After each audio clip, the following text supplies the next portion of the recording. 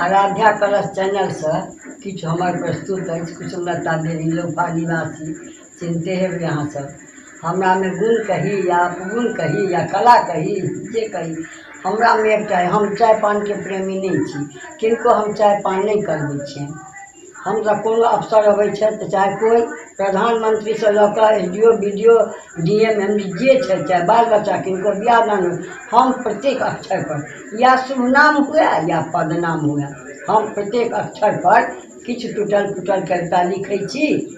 तऽ से हमर ई नातिन छथि कुमारी आराध्या, नेहा कुमारी संचालिका छै, आ कुमारी आराध्या कहियन या आराध्या देवी कहियन वो डायरेक्टर छै।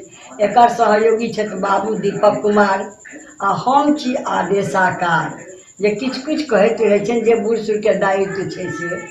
तऽ आराध्या कलश चैनल पर हम प्रत्येक अक्षर पर किछु टूटल फूटल लिखै छी, से देखै जेबै। तऽ आइ गीत नाद नहीं हैत, यह टूटल फूटल जे से कनि गौर कऽ कऽ देखै जेबै। संचालिका नेहा आराध्या कलश चैनल एहि पर अछि, एहि पर छै। बात सुनियो।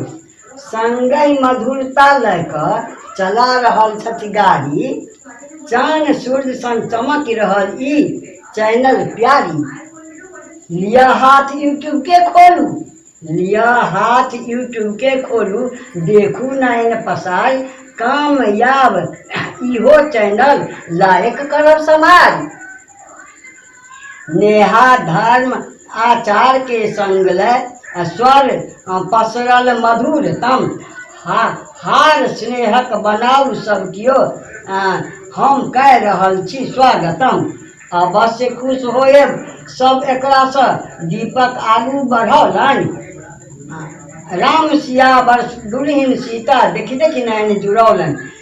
ध्यान मिल जुल कर सब क्यों जहाँ तहाँ चमकाओ, याद राखा बिसरू जिनके अहूँ सब गाओ। कलश भरल सुंदर जल शोभित, शीतल जल सजुराव, आ लखिते देखिते सब परस्पर आगू आगू आओ। शशि सन शीतल तारा सन चमकत, धन्य धन्य सब होय, चैनल आराध्या कलश देखी का आनंद आनंद सब तरी होय। नव पुरान गीत सब रंग, नव पुरान गीत सब रंग, जकरा जे मन हो से पठाओ। लगनशील भय बैसल छी हम, कुसुम रंग स रंगल। स्वरचित स्वलिखित कुसुमलता देवी 15/7/2020। नमस्कार नमस्कार। जय आराध्या कलश। आराध्या कलश के बधाई हो, बधाई हो। आगू बढ़े जेबै, लाइक करे जेबै।